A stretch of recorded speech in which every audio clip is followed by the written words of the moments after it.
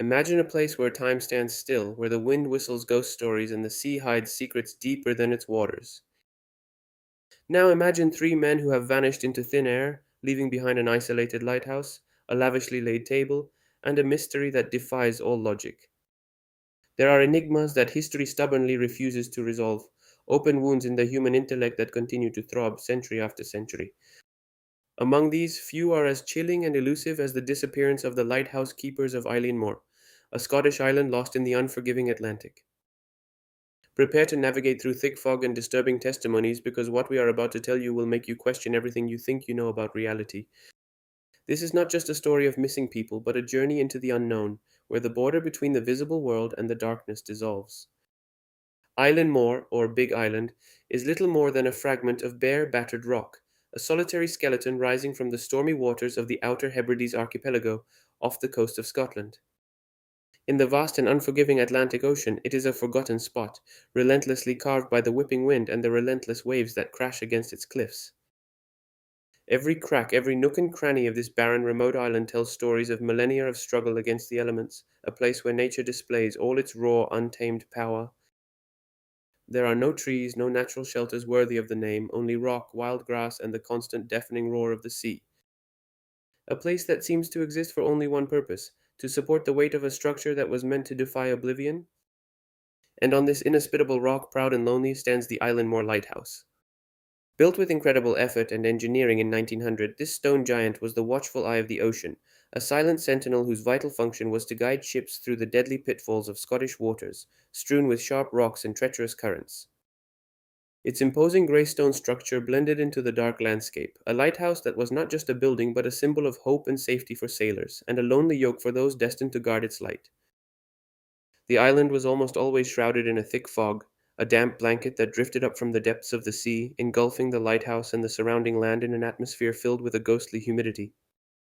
This fog, sometimes light as a veil, other times thick as a wall, didn't just cover the coast, it crept between the cracks in the rocks, between the cold walls of the lighthouse, and into the souls of anyone who set foot there. It was a veil that isolated the lighthouse from the rest of the world, making every day a challenge to solitude and imagination. In this almost claustrophobic isolation, the only constant companion was the sound of the waves and the whistling of the wind, a perpetual lament that seemed to whisper ancient legends. In this landscape of stark beauty and desolation lived the Guardians, three men, chosen for their resilience and solitary spirit, inextricably linked to their work and to the light they had to keep burning. They were James Duckett, the oldest and most experienced keeper, Thomas Marshall, the middle-aged man with a history of faithful service, and William MacArthur, the youngest, known for his short temper and perhaps not yet fully accustomed to the harsh life of the lighthouse. Relying solely on themselves and the inexorable call of the sea, these men, solitary by vocation or necessity, were the guardians of a secret not yet revealed, unaware that they would become part of an inexplicable mystery, fueling legends and nightmares for generations to come. Their routine was marked by strict timetables, lamp maintenance, weather reporting, and simple yet profound companionship. This was their world, small, isolated, yet vast enough to contain the inexplicable. It was December 26, 1900. The supply vessel Hesperus, commanded by Captain James Harvey, was approaching Eilean Mor after being delayed by a storm. As the ship cut through the grey waves toward the island, an ominous anomaly began to emerge. No light signal from the lighthouse, no welcome flag, no nod or greeting from the keepers who usually eagerly awaited the arrival of the ship. It was an unnatural silence, a quiet that clashed with the roar of the ocean. An uneasy feeling began to creep among the crew. When the Hesperus finally reached landfall, they were faced with a disconcerting sight. Captain Harvey, concerned, ordered the reserve watchman Joseph Moore to disembark and investigate. Moore, sailing to shore in a small dinghy, climbed the 160 steps of the steep staircase leading to the lighthouse. The wind whipped his face, but it was the deathly silence that greeted him that froze his blood. The front door of the guard station was locked, an unusual detail that set off alarm bells. He knocked, calling out the names of the guards, but only the echo and the wind answered. The lighthouse was off, the fire wasn't lit. With his heart in his throat, Moore forced the door open. The interior of the lighthouse revealed signs of life abruptly interrupted, as if time had frozen in an instant. A cold meal still sat on the table in the kitchen, as if the guards had been interrupted at dinner and never returned. The chairs were overturned as if they had been left in a hurry, or worse, following some struggle. The beds were unmade, as if someone had recently left them. Yet of the three men, James Ducat, Thomas Marshall, and William MacArthur, there was no trace. They had simply disappeared. The most disconcerting of all the findings was that there was no sign of a struggle, no trace of blood, no note, no indication of where they might have gone. Their raincoats were hanging on their hangers as if they hadn't had time to take them out. It was as if they had been erased from existence.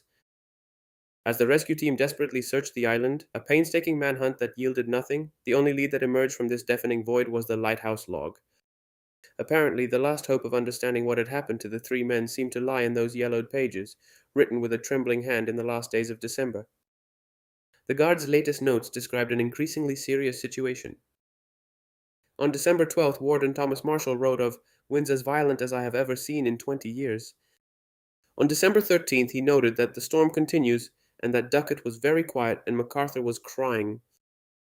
On December 14th, the diary records continuing storm, wind, never seen anything like it. Ducat very silent, MacArthur crying, God is above us. The last entry, dated December 15th, was even more chilling. Storm over, calm sea. God be with us all. These phrases conjured up images of a terrible storm, of monstrous waves crashing into the lighthouse, and of raging winds threatening to tear everything away. The words suggested fear, desolation, and a sense of impending doom, culminating in a sudden, apparent quiet. However, here lies the darkest and most perplexing heart of the mystery. There is a chilling contradiction between the diary's account and the reality of the facts. Weather reports of the time, carefully examined and compared by researchers, did not indicate a storm of those proportions at all. Conversely, for the week that the watchers recorded their battle against the elements, nearby weather stations and passing ships reported relatively calm sea conditions. There was no sign of monster waves and more now furious winds on off Eilean Mor. The records indicated a calm sea that day and clear skies for most of the period. It was as if the storm had existed only in the minds or experiences of the guardians themselves, an isolated event invisible to the rest of the world. This discrepancy transforms the diary from a source of clarification to another layer of enigma, casting a sinister shadow over the sanity of the guardians or the very nature of their disappearance. What could they have seen or sensed that was so terrifying that it was described as an apocalyptic storm, yet left no trace in the outside world? The mystery of Eilean Mor remains unanswered to this day, an open wound in maritime history. What really happened to the three lighthouse keepers on that desolate island? Were they perhaps overwhelmed by a rogue wave of epic proportions, a phantom wave that defied all meteorological forecasts and swept them away without a trace? This is one of the most popular theories, and certainly plausible in such a hostile environment, but it does not explain the conditions in which the lighthouse was found, nor the lack of despair in the final diary entries which, while describing a storm, concluded with calm seas. Or were they victims of a conspiracy, kidnapped by pirate ships or by some invisible force that took them away without anyone noticing? The idea of a kidnapping seems fanciful, but in such a remote place anything is possible.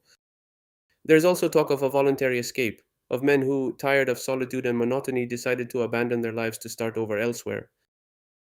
But why leave a meal unfinished and raincoats hanging up?